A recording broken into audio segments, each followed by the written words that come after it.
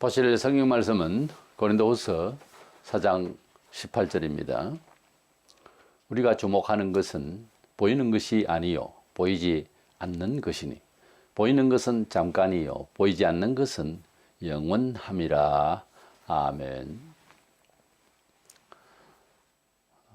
우리가 교회에서 구원을 말을 할 때에 두 가지 측면에서 이해하고 믿음을 간직해야 됩니다. 하나는 우리가 사후에 하나님 품에 있다가 주의 재림이 있을 시에 우리가 다시 새로운 몸, 부활의 몸을 받아서 영원한 천국에 가서 영생하게 되는 영생신앙이 있고, 그 다음에 이 지상에 살면서 예수 믿고 곧바로 죽게 되는 그런 경우가 아닌다면 삶을 살아야 하니까 삶에 필요한 모든 필요 충분 조건의 문화적인 생활을 해야 되는데, 이 생활 속에서 오고 오는 세월 동안 우리는 성실함, 근면함, 그리고 혹 어떤 재수나 운이 따른다 이런 정도로 가지고 세상을 삽니다. 그런데 예수께서 오신 이후에 우리 이방인들로서 이스라엘 아닌 우리들도 하나님께서 이제 간섭을 해 주신다는 언약이 생겼어요. 그래서 예수 믿고 삶의 방식에 있어서 전면적으로 다른 차원에서 삶을 복되게 하시려는 하나님의 언약이 있습니다. 그걸 통해서 마지막 성경을 통해서 우리가 새로운 은총의 길을 갈 수 있다, 삶을 얻을 수 있다 하는 것입니다. 그것이 지상에서 이루어지기 때문에 기독교의 전 역사 동안 엄청난 사람들이 많은 일에 있어서 그런 것을 보여주었는데, 꼭 그렇게 들리지 아니하여도 예수 믿는 모든 사람들은 하나님의 은혜를 경험을 합니다. 의외로 죽어서 천국 간다 하는 이 영생신앙 외에는 별로 이렇다 할 만한 하나님의 간섭에 대해서, 기적에 대해서, 은총에 대해서 이야기거리가 없고 소위 간증할 것이 없는 사람들이 너무 많습니다.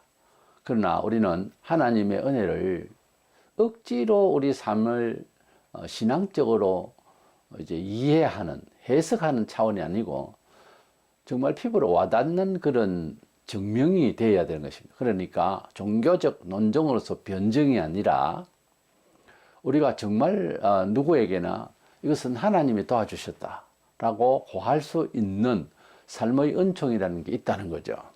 이래서 내세 영생과 세상을 살아간 복에 대해서 오늘 말씀을 나누고자 합니다. 먼저는 구약 성경 시대, 그러니까 이스라엘 백성이 하나님을 따르면서 그래서 이방 사람들과의 차이점이 무엇이며, 또 신약에서는 어떤 구원이, 기독교적인 이 구원이 주어졌는가. 그런데 그 구원과 또 은총, 그러니까 하나님 백성 되는 것과 세상을 살아가는데 또 은총의 삶을 사는 그 내용의 차이가 있는데, 구약에는 먼저 천국의 단어가 없어요. 천국이라는 단어가 없고 영생이라는 말씀은 있고 또 영혼을 사모하는 마음의 고백들은 볼 수가 있습니다. 이들이 가지고 있는 믿음의 그 정신에 있어서 좀 더 좋은 믿음이 있고 또 평범한 믿음이 있고 할 수가 있는데, 히브리 11장 16절에 그들이 이제는 더 나은 본향을 사모하니 곧 하늘에 있는 것이라. 히브리 11장에 있는 그들은 히브리서 기자가 구약 배경에서 믿음을 가졌던 사람들에 대한 얘기입니다. 그들은 이렇게 하나님을 잘 믿고 때로는 순교도 하고 이런 사람들의 그 정신세계가 고통이 있지만 더 나은 본향을 사모하니 곧 하늘에 있는 것이라. 이 말씀에서 구약 성경도 영원 무궁 세계에 대한, 하나님 나라에 대한 천국이란 단어는 없지만은 그렇게 고백하게 되는 그들의 마음을 이제 이렇게 기록해 주고 있습니다. 구약의 모세라든지 다니엘, 혹은 다니엘의 세 친구, 욥의 고백, 이런 그 내용들을 보면은 신약적 정신이 그대로 나와요. 다니엘 12장 2절에 보면 영생이라는 단어가 아예 나옵니다. 이래서 구약에도 영원한 천국을 내다보고 신앙 고백을 하는 경우가 여러 군데가 나옵니다.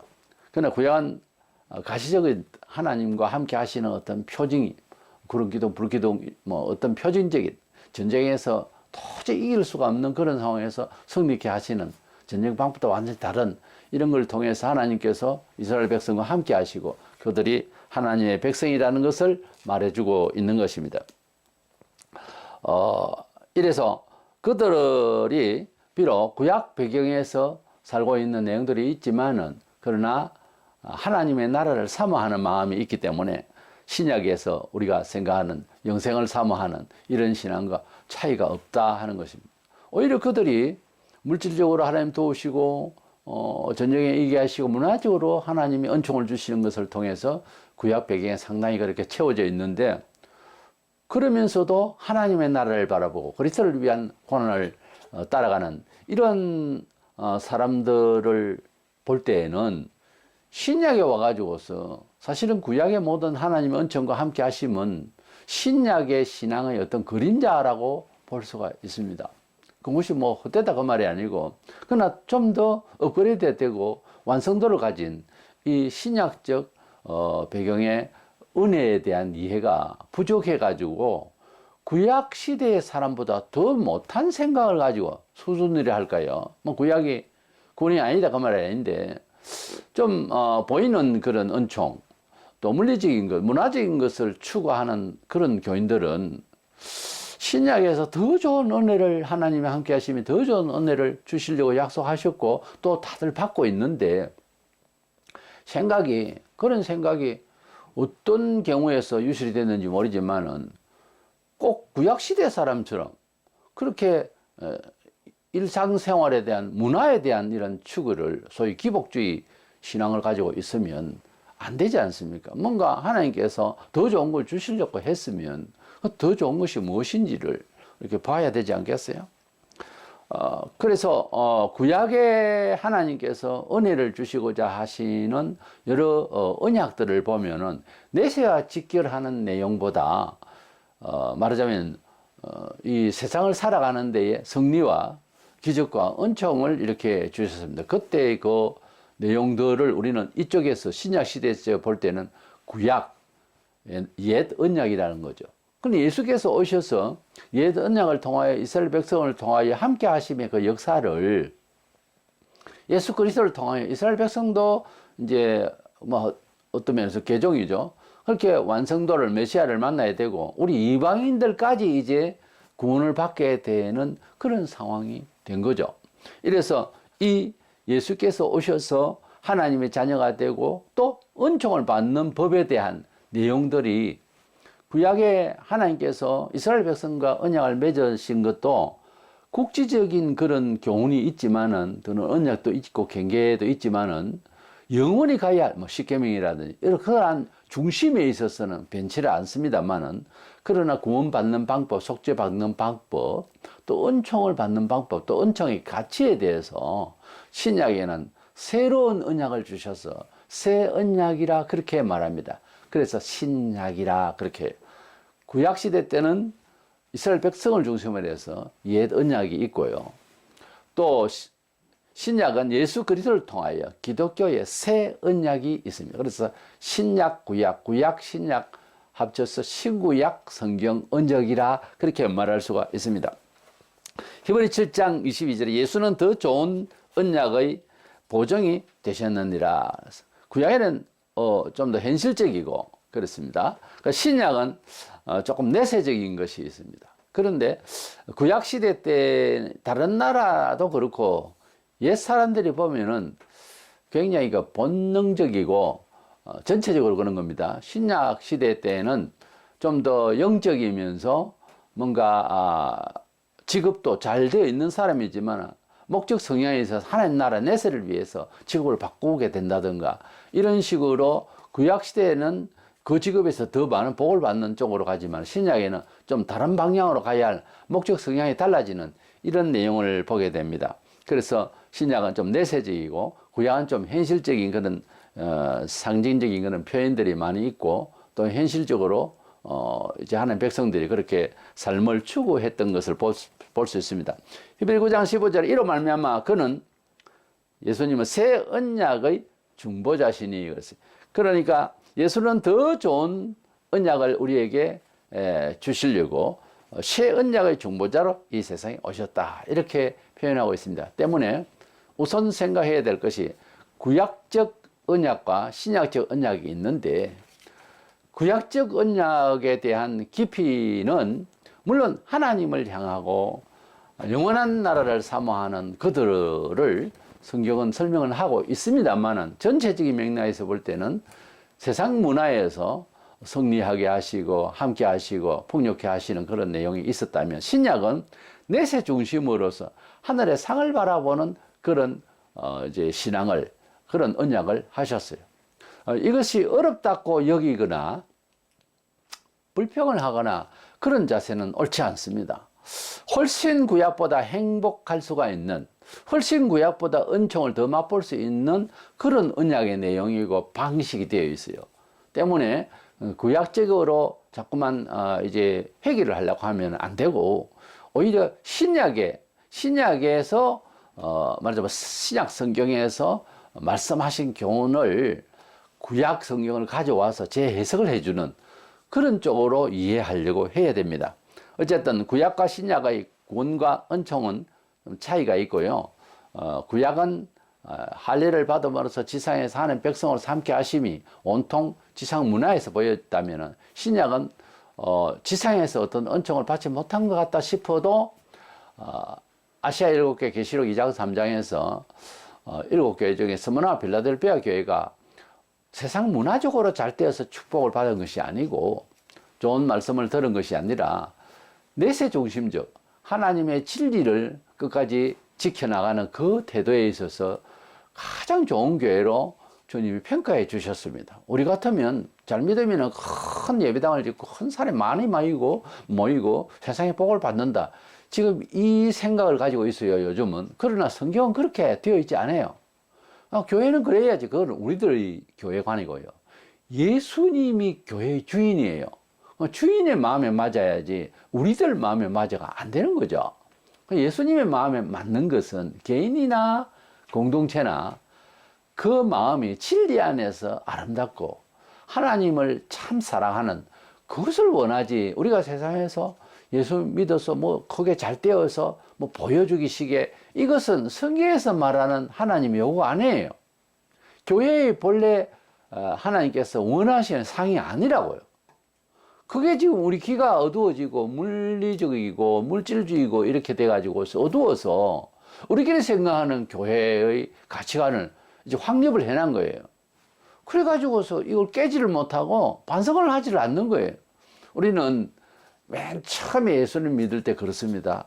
물질적으로 하나님이 도와주시는 것을 통해서 내가 복을 받았다는 이런 사람도 혹 있긴 한데 대부분 다 털고 내가 죄인인데 이렇게 구원해 주셨다고 아무 손에 쥔 것 없이도 하나님을 감사했어요. 딱 그 마음이에요. 그 마음을 키워야 되는 거예요, 원래. 에베소 교회는 교회 활동을 많이 했는지 굉장히 부흥이 되었고 무슨 여러 가지 선교 사업이 잘 됐었어요. 그거 수고해서 열매를 맺으니까 잘한 거죠. 그러나 주님은 너 그렇게 했지만 처음 믿는 그 처음 사랑이 없다 지금. 빨리 회복해라. 회복하지 않으면 촛대를 옮긴다. 그래가지고 에베소 교회가 그 말씀에 대해서 못 알아듣는지 모르겠어요. 사람이 두려면 본래 말 평범하게 나와 있는 보편적 진리를 못 받아들여요, 사람이. 영안이 어두워지면. 그래가지고 그 에베소 교회는 일찌감치 이제 날아갔어요. 그래서 우리가 하나님 앞에서 한 시대를 풍미하고 잘 믿는 교회다 싶어도 그렇게 평가를 하는 게 아니에요. 세속적으로. 이제 주님의 마음에 맞도록 사는 개인적 삶. 남이야 뭐라든 주님이 원하시는 데로 가면 바보 소리 듣든 광신도 소리를 듣든 그렇게 조용히 차분히 진지하게 그렇게 하나님을 진솔하게 정직하게 그렇게 잘 믿는 겁니다. 그것이 잘 하는 거예요. 그런 사람 금방 굶어 죽을 것 같지요? 아니올시다. 많이 있으면 아주 하루에 밥을 10그릇을 먹고 잠을 20시간도 잘 수 있고 그렇게 희희낙낙하면서 살 것 같지요? 안 그래요. 오히려 반대가 생길 수가 있어요. 그러니까 물리주의는 성경적으로 구약이나 신약이나 안 맞아요, 그거는.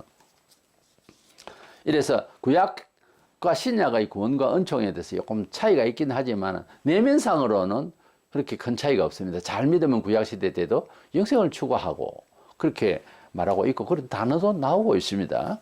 두 번째 생각하는 것은 오늘날 말세라고 하는데 옛날에는 네트워크가 안 돼 있어서 모든 소식들이 걸어서 가고 뭐 그렇게 했지만 지금은 인터넷을 통해서 위성을 통해서 다 이렇게 알 수가 있습니다. 지금 이제 당하고 있는 온 세계적인 정치 성향 그리고 경제, 사회, 문화, 예술 모든 부분에 있어서 도덕성이 타락해 버렸어요. 모든 것이 거래적이고 기계적인 것을 좋아하고 우리 인간의 정말 아름다운 그런 정서가 사라지면서 굉장히 세상이 좀 의식화하는 이런 쪽으로 가고 있고 우리의 인간의 그 정서가 자꾸만 메말라 가고 있습니다.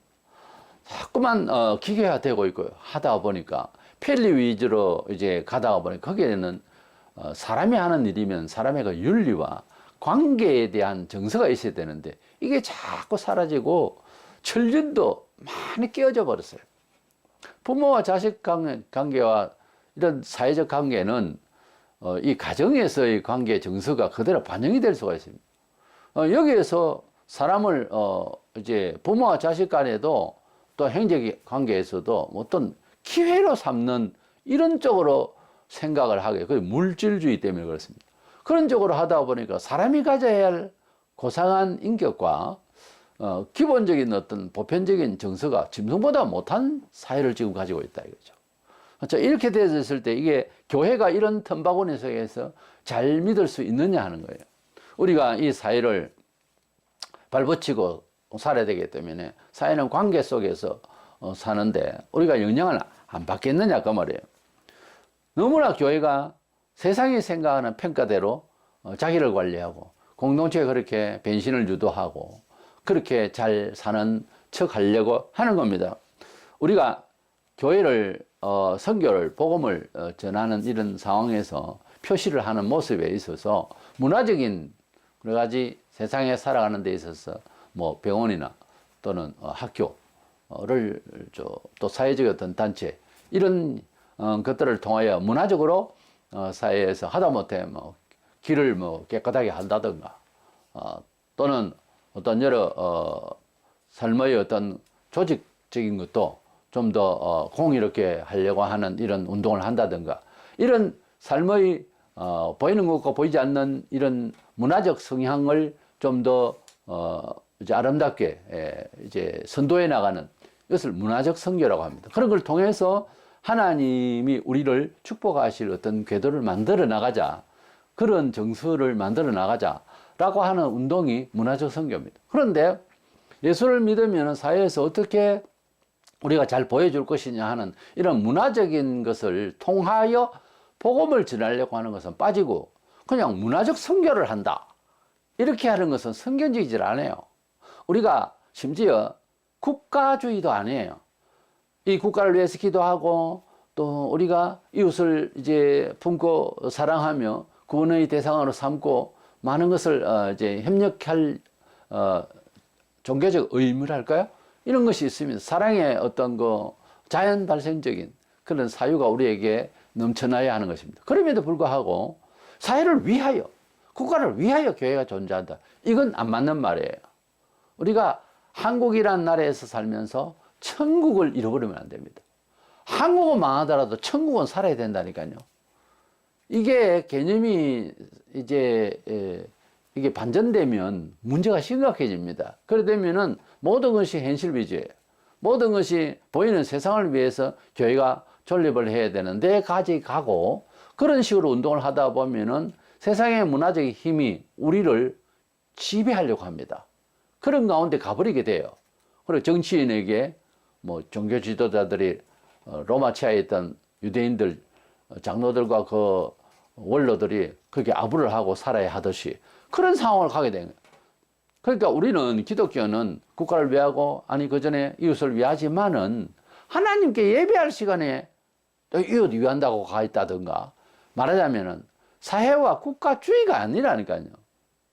그런데 사회를 그냥 방치하고 관심이 없다는 이런 뭐 그런 경우가 많이 있죠. 그렇다고 해서 복음을 사회복음주의, 소셜리즘 에반겔리카를 추구하는 이런 사람들이 이제 20세기부터 시작해서 소위 문화신학 또는 상황윤리 신학이라고 하는데, 그런 쪽으로 자꾸 가다 보면은 이해는 상당히 빠르고 이제 보편화된 이런 세속의 사람들과의 그 삶의 소통이 상당히 잘 될 것 같은데, 그러나 천국을 이야기하고 하나님의 본래 그 나라에 대한 성격을 이야기하는 데는 이거는 문제가 생기는 겁니다.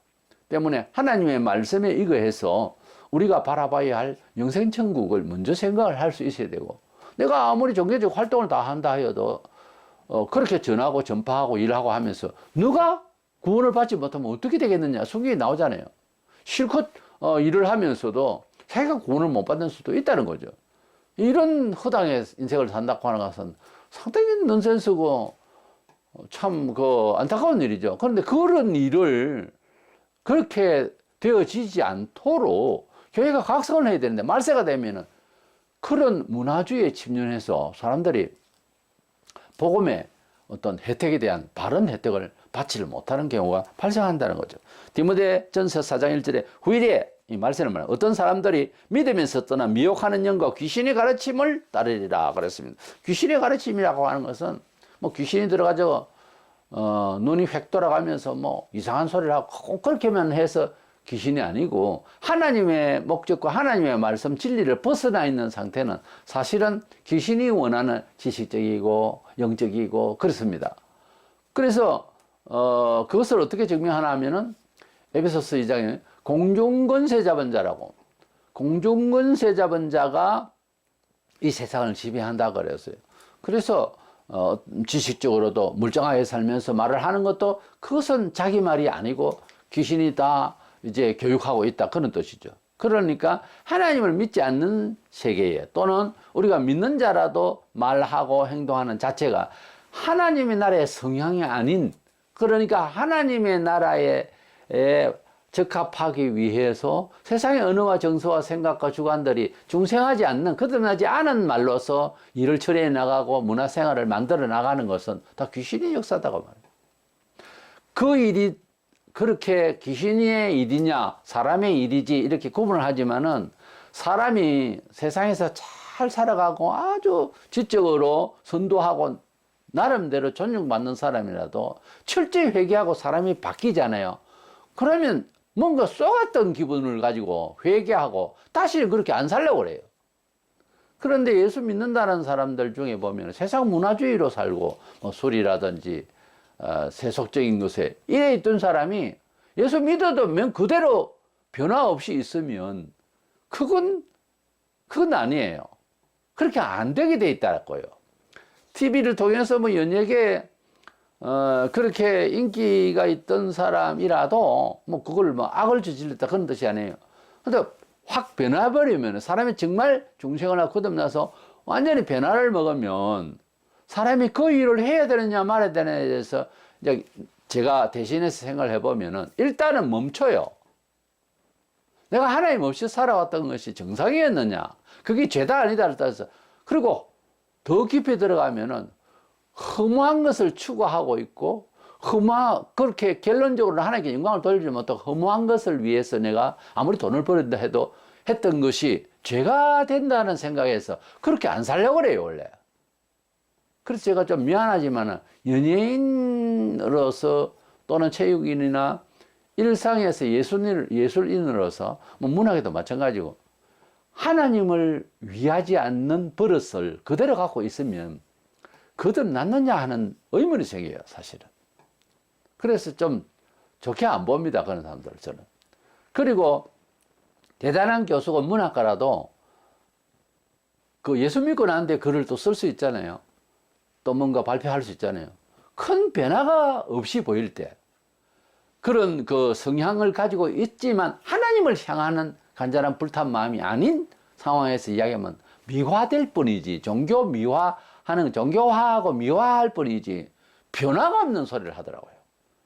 난 그래서 세속에서 너무 대단했다 하는 사람일수록 이것은 철저히 회개하지 않으면 그 버릇을 못 버리구나, 이런 생각을 제가 가지고 있습니다. 그래서 일반 종교화가 되어가는 교회의 실상, 이것이 참 안타까운 일이다.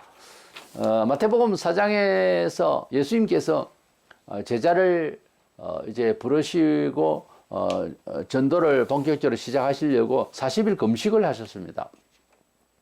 우리가 기독교인으로서 개인적으로 일반 문화생활에서도 뭔가 기도하고 시작하는 것하고 그냥 계획대로 바로 밀고 나가는 것하고는 다릅니다. 큰 일일수록 더더욱 영적인 일은 더 기도를 많이 해야 됩니다. 하나님의 아들 예수님은 완전자지만 기도를 40일 동안 금식을 하셨어요. 그러니 얼마나 기도가 우리 신자에게 중요하냐. 대번에 답이 나오잖아요. 그래서 기도가 부족하면 절대 안 됩니다. 인격이고 환경이고 그거 못 믿어요. 못 믿는다니까요. 우리가 기도하지 않으면 안 됩니다. 하나님의 아들 완전자로서도 40일을 금식까지 하셨어요. 그러니 일을 함부로 하면 되겠느냐 그 말이에요. 특별히 하나님의 나라의 일을. 그래서 40일 금식을 하고 났는데 마귀가 와서 처음에 시험을 했습니다. 마귀가 약할 때 시험합니다. 영적으로 강하고 정결하고 이러면 시험 잘 안 해요. 그렇게 예수님 몸이 약하니까 딱 와서 처음에 돌을 떡이 되게 하라. 그렇게 이제 기적을 한번 해보라. 뭐 그런 말을 해서 예수님을 배고프시니까 미혹을 합니다. 우리가 시험을 받을 때에요. 정신이 이제 똑바르고 이럴 때는 안 돼요. 그리고 우리가 기독교인으로서 시험 받았다 하는 이런 말을 할 때에 어느 정도 생각을 하고 시험을 이겨라, 시험을 받는다 이런 말을 하고 있는지 모르겠지만은 제가 알기로는 우리가 늘상 주일날 교회에 별일 없이 나올 수 있는 그런 것도 복이죠. 그러다 어느 날 주일날 교회를 못 나가고 사업상 어디로 예배를 빠져야 되겠다 이런 일이 생길 수가 있습니다. 또 집안 사정이라든지 그럴 때 그걸 시험이라고 그래요. 시험이라고 하는 말은 철학이나 그런 상상이 아니고요. 몸에 와닿습니다. 그러니까 한 3일 굶었는데 옛말에 사흘 굶으면 남이 이제 담장을 넘어간다. 배고파서 도둑질을 한다. 이 말이죠. 사람이 고프면 그것을 정의롭게 취하려고 생각을 못하고 본성적으로 훔치거나 착취하려고 하거나 그렇게 이제 가지려고 하는 욕구가 생기죠. 이런 경우에 이제 음식을 이렇게 먹어야 되겠는데 그 배고프면 어째요? 돈은 없고 이러면 내가 인간적으로 그럴 수가 없다. 이런 사람도 훔치게 되거나 먹게 되거나 뺏거나 그렇게 되겠죠. 그래서 그 시험이라고 하는 것은 지금 목마른데 물이 필요하잖아요. 그 물을 쳐다보면 이걸 마셔야 되는지 이 물을 안 마셔야 되는지 몰라도 그 물은 묽었는데 거기에 사약이 들어있는지 어떻게 해요? 그런데 그런 생각 없이 이 물을 무조건 하고 마시겠다 하는 생각이 먼저잖아요. 여기에 무슨 철학과 도덕과 윤리가 생각이 나요? 시험이라고 하는 것은 딱 당할 때는 그것을 그 자리에서 이기기는 어렵습니다. 그러면 어쩌란 말이냐.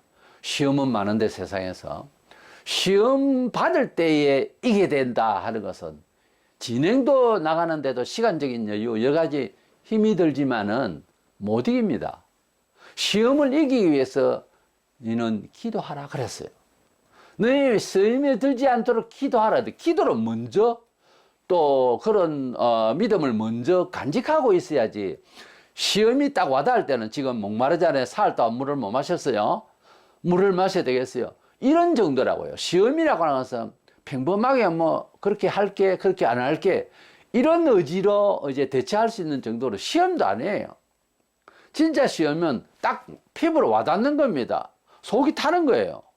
그걸 시험이라고 그래요. 그래 시험을 그 자리에서 말씀을 기억해서 시험을 이기지 안 됩니다. 미리 기도해야 된다니까요. 미리 기도해서 그 기도의 영을 가지고 시험을 딱 맞닥뜨려야지. 그러니까 제 말씀은 오늘 현대 교회 생활들이 신앙생활이 기도가 너무 부족하니까 또는 기도로서 자기를 성화 운동에 믿음의 사람, 속사람으로 준비를 안 해놓으니까 매사에 치이는 거예요. 매사에 시험도 시험인지도 모르고 그냥 그렇게 사는 거예요. 그냥 만신창이가 되어 있는 겁니다. 영혼은 사실은. 그걸 인정을 안 하시려고 하지만은 기도 많이 하는 성도들 옆에 딱 가면은 거울처럼 보입니다. 본인이 본인에게 그걸 보게 된다고 어느 날. 그러니까 목사도 설교를 할 때 자꾸만 다투거리기만 하지. 그러니까 언제 본래 자아 모습을 찾겠냐고 오늘날 시대가. 그래서 우리가 시험을 받는다라고 하는 것은 적어도 그 시험을 시험같이 생각할 수 있는 믿음이, 기도가 준비가 돼야 알지. 그게 없는 사람은 시험인지도 모르고 다 한다니까요. 그러려니 세상은 그렇게 사는 거야. 이렇게 되어버려. 이미 이것은 그냥 막 사는 겁니다. 기독교인으로서 기도가 부족하면 둔해지면은 마귀가 같이 놀자 이런 식으로 하는 것이 눈에 보이게 돼요. 기도를 많이 해본 사람으로서는 약할 때. 근데 기도를 깊이 안 한 사람은 이게 시험인지 뭔지도 모르고 떠들고 반응하고 그런다고요. 그러니까 신앙은 하나님께서 100%로 은총과 기적으로 살라고 하셨는데 20%도 혜택을 못 받는다 할까? 아니 10%도 혜택을 못 받고 그냥 명분이 기독교인이지 아무런 은총을 누리지 못하는 경우도 너무 많습니다. 이렇게 되는 것은요, 세상을 살아갈 때에 이리저리 치이면서 너무 충격이 많으니까, 그래서 신앙생활 하는 데는 게을르고 세상살이에는 알뜰하게 살아보려고 하다 보면은 마음이 둔해져서 예수님 당시에 오래된 잘못된 그런 신앙의 말하자면 형식화였지만은, 그러나 예수님 당시에 그들이 우리가 신앙에 달하겠다 이런 생각을 못하던 시절이었어요. 누가복음 16장 14절에 바리새인이라는 것은 페리시스라는 말은 분리한다. 즉 우리는 하나님 더 잘 믿는 사람이다 하고 그래도 나름대로 전통을 이어간다는 파였어요. 세 파 정도가 있었는데 유대인들이. 근데 바리새인들은 돈을 좋아하는 자들이라 그랬어요. 어째서 하나님을 위한다는 사람이 돈을 좋아했을까? 돈이 그렇게 공했나? 아니요. 돈이 꼭 없었다기보다는 신앙이 약해지면요 돈을 좋아하게 되어 있어요. 그래서 우리가 간단합니다. 우리가 어떤 돈을 내가 가질 수도 있고 저가 가질 수도 있고 돈이 중간에 있습니다. 저건 내가 가졌으면 좋겠다 하면 타락한 줄 아세요? 간단합니다. 신앙인은 절대 그게 나 먼저가 아니에요. 절대 나 먼저가 아니에요. 돈이 먼저면 그 다음 생각해야 될 것은 내가 신앙이 많이 없어졌거나 내 신앙이 건수가 그거밖에 안 된다. 여기에 돈을 100만 원을 하나님의 뜻대로 투자를 해야 되겠다 싶을 때는 100만 원 그대로 가면 되는데 한 3일 되면 50만 원을 줄고 그 다음 한 며칠 가면은 10만 원을 줄고 월말에 내야 되는데 월말에는 한 10,000원 정도 낼 수가 있는 게 보통 사람들의 생각입니다. 그러면 그 10,000원 정도의 신앙이라고요. 사람이 가지고 있는 무슨 인격과 이런 거하고 관계도 없어요. 신앙생활은 인격과 학습된 지식 이런 거하고 아무 상관이 없어요. 양심적인 문제예요. 신앙 양심이라고 하는 것은 누가 덤으로 줄 수가 없어요. 누가 대신을 하지도 못해요. 신앙은 정통신앙에서 하나님과 나 사이 1대1의 관계예요. 사실은. 그래서 모인 거예요. 신앙의 차도는 조금씩 다 다르죠. 많이 차이 나는 경우도 있고. 그런데 뜻은 똑같은 겁니다. 어떤 사람에게 어떤 교파에만 적용이 되고 안 되고 그런 게 아니에요. 그래서 신앙이 약화되면은 돈을 좋아하라. 바리새인이 원래 돈을 좋아해서 바리새인이 된 거 아니잖아요. 신앙을 제대로 하는 우리는 분리된 자들이다. 분리 이 말이거든요. 페리시스란 말이. 그러던 사람이 이렇게 돼버려요. 돈돈하지만 에스겔서 7장 19절에 여호와 내가 진노를 내는 날에, 그러니까 하나님이 벌하는 날에 그들의 은과 금이 능히 그들을 건지지 못하며 능히 그 심령을 족하게 하거나 그 창자를 채우지 못하고 오직 죄악의 걸림돌이 되미로다. 하나님께서 벌하실 때에 돈을 가지고 막아보겠다? 안 됩니다. 오히려 그 돈이 걸림돌이 된다고 했어요. 그러니까 돈을 가지고 뭘 잘 행복하게 하고 편리하게 하겠다고 그래서 돈을 많이 모읍니다. 근데 그 돈 때문에 매여 가지고 쇠사슬에 매이듯이 꼼짝을 못하는 경우가 된다면 우리 기독교인의 반성의 내용 뭐예요? 이건 신앙이 떨어졌다. 내가 신앙으로 사는 사람이 아니거나 이렇게 생각을 할 수가 있어야 되는데 신앙은 신앙이고 돈은 돈이다 이런 생각을 이원하거든요. 신앙이 뭐냐 이렇게 물으면 교회 다니는 거다 이렇게 교회에서 신앙하고 바깥에 나가서 알아서 사는 거예요. 대충 이 세상 사람들에게 그래도 조금만 봐주고 그래도 내 욕심은 챙겨야 되냐. 근데 80, 90은 내가 하겠다. 10은 뭐 이웃에 봉사하는 척 하겠다. 그거지 뭐. 이래 되면은 이것은 정말 물질주의라고 생각 안 할 수가 있어요. 기독교인도 잘 살아야 되고 하지만은 물질을 의존해서 어디 가서 자기의 위상을 높인다든지 자존심 내세워가면서 벌써 타락한 겁니다. 아무리 말아도 그렇게 사는 게 아니에요. 그리스도인은 그렇게 사는 게 아닙니다. 회장직에 있어도 그렇게 사는 게 아니에요. 벌써 신앙이 타락된 거예요. 회장직이 더 좋겠냐, 예수 잘 믿는 게 좋겠냐 이러면은 제가 줄을 세워놓고 한국 교인들 물어보면요, 99%가 회장직일 거예요. 일단 가지고 보자는 거죠. 많이 가지세요. 근데 돈이 없어도 자절을 하지만은요, 우리 통계적으로 보면은 돈이 많은데도 자살하는 사람이 허다합니다. 이거 어떻게 답할 거예요? 내 생각에는 7억이나 10억 가지고 있는 사람이 왜 한강에서 떨어졌지? 잘 살면 돼. 그건 내 수준이야, 이거요. 돈이 사람의 정서를 자꾸 바꿉니다. 급수를 올린다고요. 만족도를. 그렇잖아요. 우리 경험이 그렇잖아요. 그러면 그 만족도에 좌절되면 죽는 거예요. 좌절하는 거예요. 그러니까 내 수준에는 미쳤어 정말 잘못됐어 이렇게 싶은데도 그 사람은 만족할 수가 없는 거예요. 이 말은 나나 그 사람이나 돈을 따라가다가는 그 만족도와 정서를 가눌 길이 없는 거예요. 절제가 안 되는 거예요. 그래서 많으면 행복할 것이다. 이건 절대 안 맞는 말이에요. 그러니까 왜? 많으면 절대로 더 자살하지 않을 것이다 라고 돼야 되는데 아니잖아요. 어떻게 설명할 겁니까? 그러니까 돈이 많으면 많을수록 삶의 영역이 더 달라지겠죠. 돈만 가지고 가만히 산중에 있는 사람 없잖아요. 보통 해가지고는. 근데 그렇게 많은 영역 가운데 살아가다 보면은 이리 치고 저리 치고 영혼이 완전히 파괴가 돼가지고 나중에는 돈만 믿는 거예요, 사람이. 이거 참, 이러다가 7, 80년 생애를 눈을 어떻게 감노? 그분에게는 좀 안타깝지만은 그분에게는 최소한 뭐 지옥을 가더라도 한 500년, 1000년을 좀 살다가 가지 차라리 안 됐잖아요. 아무것도 아닌 것을 가지고 평생을 쫓아다니면서 돈을 따라갑니다. 그래서 성경은 미친 생활을 하는 거라고 했어요. 사람이 미친 자라고 그랬어요. 삶이 이 문화에 대해서 뭐 철학이라 할까 사고방식이 잘못되면은 인생 허당입니다. 7, 80년의 세계가 완전 허당되어 버린다고요.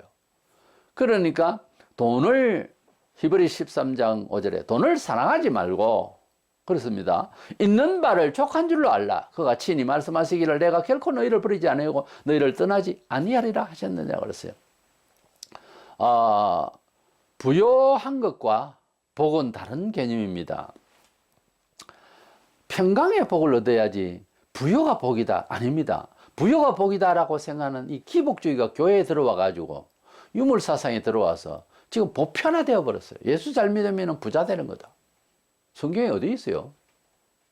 물론 성경에 폭력하게 하는 뭐 구약 배경이 더 심하죠. 그렇게 되어 있지만은 신약에는 하나님 나라 의를 구하면은 세상에 걱정하는 것들을 준다 이런 정도지 부를 축적할 정도로 많이 주겠다. 그렇게는 안 되어 있습니다. 우리의 부요의 개념은 신약에서 영혼의 부요. 그렇지 않습니까? 우리 마음이 편해야지. 마음만 편한 고개 그냥 좋은 집에서 궁궐에 살면 뭐 하겠습니까? 내 마음이 안 편하면 내 영혼이 초가지붕에 밑에 있어도 음악집에 살아도 말도 많이 기뻐서 찬송을 안 하면 안 될 지경에 그런 마음의 행복이라면 얼마나 좋아요. 그러니까 그걸 알면서도 알아들으면서도 그래도 많이 가져야지. 이것이 하도 뒷북을 치고 있는 거예요. 그러니까 사람이 물질을 좋아하게 되는 것은 신앙이 약화돼서 그렇다 그거예요. 그런 사람도 크게 충격을 받고 변화를 받으면 그렇게 충격받고 변화받는 거는 주로 보면 다 틀리는 거예요. 사고 나고 엉망이 되는 거예요. 그러고 나면 제정신을 이제 갖는 거죠. 아, 인생에 참된 의미를 찾고 참된 행복한 영혼의 안식이 뭐다는 것을 그때 아는 거예요. 그게 너무 늦잖아요. 물질을 가지고 있을 때, 건강할 때, 사정이 좋을 때 더 잘 하시라고. 더 경건하고 더 겸손하고 더 나눔을 잘 하면 유지가 쭉 된다고요. 근데 이게 욕심을 과다히 부리다 보면 나중에 작게나 많거나 간에 영혼을 갉아먹는다고. 이 물질이 필요하면서도 인생사는 보면 물질 때문에 망해요. 뭐 사람들이 돈을 좋아해요. 오직 돈. 그래서 사람을 돈으로 딱 측정을 해버려요. 아닌 것 같죠? 이게 보통 문제가 아닙니다. 세 번째는 우리 말세의 영혼의 감각에 대해서 잘 아시고 우리는 잘 응해야 될 것입니다. 세상에 여러 사람들이 주관이 많아지니까 대충 합리화할 수 있는 그런 방안을 자꾸 생각을 합니다. 그게 진리는 무엇이다 아니에요. 우리가 이 정도 같으면 우리가 어떻게 이제 뭐 합의를 하면 좋겠냐 이렇게 합리화로 갑니다. 그것은 결국은 합리주의는 공산화로 가요. 그리고 성경적으로 보면 그래서 세계적인 적그리스도 절대 왕이 나옵니다. 그래가지고 성경은 보면은 미래가 어둡게 올 것을 그렇게 말씀하고 있습니다. 누가복음 21장 34절에 너희는 스스로 조심하라. 그렇지 않으면 방탕함과 술 취함과 생활의 염려로 마음이 둔하여지고 뜻밖의 그 날이 뜻과 같이 너희에게 임하리라. 생활의 염려로 마음이 둔해지고 우리가 생활의 염려로 마음이 둔해진다고 하는 것은 우리 일상에서 얼마든지 경험을 합니다. 여러 가지 어렵고 하면은 답답하다 그러죠. 그러면 이제 술을 마시면은 잠시 잊어버리는 것이 답답함이 없어지는 건 아니잖아요. 약간의 힌트는 있어요. 아, 이렇게 유쾌하게 살면 될 걸 내가 왜 이러고 있지? 술 기운에 깨고 나면 또 답답해지죠. 우리가 왜 답답해질까? 생활의 염려 때문입니다. 생활의 염려라고 하는 것은 우리에게 언제든지 따라다니는 그림자와 같은 거죠. 그러나 목표의식이, 인생의 목적의식이 달라지면은 생활에 염려된 것이 자족감이 있어서 괜찮아요. 웬만하면 괜찮아져 버려요. 그리고 하나님의 인도하심에 대해서 관심이 많아져 버리면은 별로 뭐 걱정을 해가지고 살려고 하는 것이 아니라 어떻게 살까요? 이렇게 물어요. 이게 기독교인의 세상에 알지 못한 믿음의 비밀이라니까요. 세상 처세와 예수를 믿는 믿음이라는 것은 그렇게 이원화할 수가 없어요. 이거는 일치가 돼야 되는 거예요. 생활 속에서의 믿음이 바로 돼야 되는 거예요. 바로 적용이 안 되고 계속 교회만 다녔지 이원화돼가지고 교회에서 예수 믿고 바깥에서는 알아서 산다. 그 알아서 산다는 게 어디에 있냐면은 세상에 보편화되어 있는 경험에 묻혀 산다는 뜻이에요. 세상에 진리가 있어요. 군중속에서는 진리가 없어요. 그리고 시대마다 자꾸 변화되기 때문에 그 진리는 변해서는 안 되잖아요. 100년 전이나 1000년 전이나 지금이나 똑같이 살아야 되는 것이 진리예요. 그것은 의무가 아니라 참된 복의 진이란 말이에요. 계시록 17장 8절에 장세 이후로 그 이름이 생명체에 기록되지 못한 자들의 장차 나올 짐승을 보고 놀랍게 여기리라. 그러니까 택하신 백성이 아닌 교회 안에 있어도 거듭나지 못한 자는 말세가 되면은 적그리스도를 볼 때에 야, 저 사람이 파워 있어 보인다. 이렇게 생각하게 됩니다. 지금 예를 들어서 공개가 되어 있는 뭐 우리가 다 틀면 문제 안 날 사람이 없지. 다 죄인이지만 그러나 정치인으로서 또 아주 특별한 이제 공직자로서 무슨 죄를 지으면은 그것도 돈 관계라든지 또 뭐 이런저런 문제로서 드러나 버리면은 좀 어렵죠, 사실. 왜냐하면 그 정도 죄를 짓고 밖에 나가서 뭐 남을 위하고 이 자체가 안 맞잖아요, 말이. 예를 들어서 지금 이재명 씨 같은 경우에, 문재인 씨 같은 경우에는 사실은 이 사람들은 북한주의예요. 공산주의자들이라니까요. 이런 사람에 대해서 뭐 예를 들어서 신영복 이런 사람들이 뭐 완전히 공산주의거든요. 그런 사람들의 사상 속에서 뭐 좋은 글귀 있다고 해서 존중한다 이런 목사도 있거든요. 그 말이 되는 이야기입니까? 뭐 물론 석가에게도 들을 만한 이야기가 있고 마호메트에게도 들을 만한 있고 이단에게도 들을 만한 딱 있어요. 그렇다고 해서 그 사람들의 말을 어디에 따가지고서 아주 존중한다 이게 말이 되는 이야기입니까? 예? 당신의 원수가 뭐 말해야 돼서 존중할 도둑놈이 와서 아주 온 집안을 박살을 내고 다 묶어놓고 그 애미 자식들을 묶어놓고 도둑이 뭐라 했냐? 너 아빠 말 잘 들어야 돼. 그렇게 하고 나갔습니다.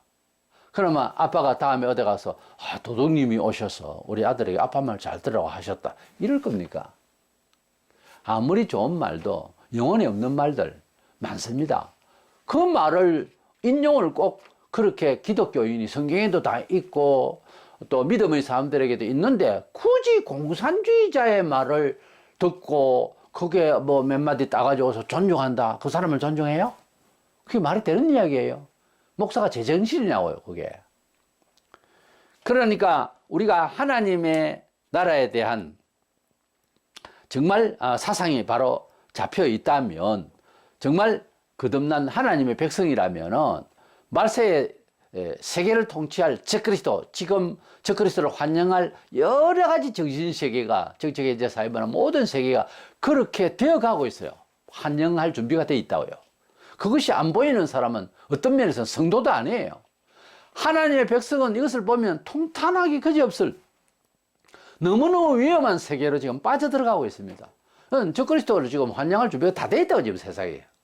뭐가 옳은 게 제대로 없어요. 그런 가운데서 파워가 강한 사람이 나타나서 세상을 휘두를 겁니다. 잠시 그것도 몇 년. 그러다가 주님이 재림하시면 이제 박살이 나게 되는 건데, 우리의 인생과는 결론을 그렇게 내려봅니다. 히브리 11장 35절에 어떤 이들은 더 좋은 부활을 얻고자 하여 심한 고문을 받되 구차히 풀려나기를 원하지 아니하였으며. 뭐 물론 구약의 백성들을 다니엘의 세 친구, 모세, 예레미야, 모든 선지자들이 너무너무 고생을 하면서도 더 나은 본향 보세요. 더 나은 본향, 우리가 말하는 지금 천국이거든요. 더 나은 본향을 사모하면서 그들은 구차히 그런 괴로움을 풀려나지를 않았다. 그랬습니다. 우리는 이 세상을 좀 더 잘 살기 위해서 물론 잘 살아야 됩니다. 그런데 그 방식에 있어서 하나님 얼마든지 주시는데 방식에 있어서 구차히 이 세상 것을 요구하고 바라고 애쓴다면은 그것은 아니라는 거죠. 우리는 하나님의 나라를 사모하는 참된 신자로서 삶을 선택하고 그 방향에 있어서 방법에 있어서 좀 힘들지만은 그냥 그것을 못마땅해 하고 하나님 나를 왜 이럽니까? 그러고 불만해 하지는 말라는 거죠. 우리가 삶을 살아가면서 불만이 많아요. 그러나 그 불만을 이제 줄이시고 하나님의 뜻에 내가 준해서 고민하는지 그것만 생각하세요. 준해서 고민하면 잘하는 겁니다. 잘하는 거고 많이 칭찬들 하고 있으니까 전 세계에는 의인 7천 있습니다. 이 의인 7천 하나님의 선택하신 백성들이 많이 다 격려하고 있으니까 아직까지 뭐 책에서 혹은 여러 사람들을 통해서 소문을 통해서 못 들어서 그렇지 그때 하나님 뜻대로 살고 있는 지경에 힘든 것을 여기저기서 다 격려하고 있으니까 너무 힘들어하지 말고 하나님의 뜻이냐 아니냐 그것만 생각하세요. 하나님의 뜻이면은 힘들게 살더라도 구차히 그것을 풀려나기를 원하지 말고 이렇게 더 좋은 부활을 바라보았던 그들처럼 우리들도 내세 지향적인 그런 믿음을 갖기를 원하고 영생신앙 어차피 받았지만은 지상생활에서 문화 은총에 대한 것은 그런 정도에서 이해하시고 물론 물질적인 것 또는 사회 지위적인 것 풍성하게 주시는 하나님이십니다. 그러나 그 자체를 너무 욕망을 하고 돈 자체를 너무 욕망하면 빠지는 수가 있어요. 그러면 뭐다? 신앙이 약화되는데 구체적으로 교회보다 회사를 가서 돈을 벌어야 되겠다든가 무슨 이런 쪽으로 가면 이거 잘못됐다라고 각성하시고 항상 하나님의 나라를 먼저 사모하고 세상 은총은 내 마음 먹기 나름이고 내 마음에 주님을 위하여서 이것저것이 필요하다 할 때는 구하시고 일하시고 그래서 채워나가시면은 반드시 영혼을 평안하게 하시고 내가 나와 함께 하리라는 음성이 실제 영혼에 들리게 됩니다. 그때에 이거다. 이런 안착을 해서 이런 믿음을 안착해서 내세의 영생과 세상의 복의 이 상관관계를 잘 이해하셔서 복된 저희들이 되기를 주의 이름을 축원합니다.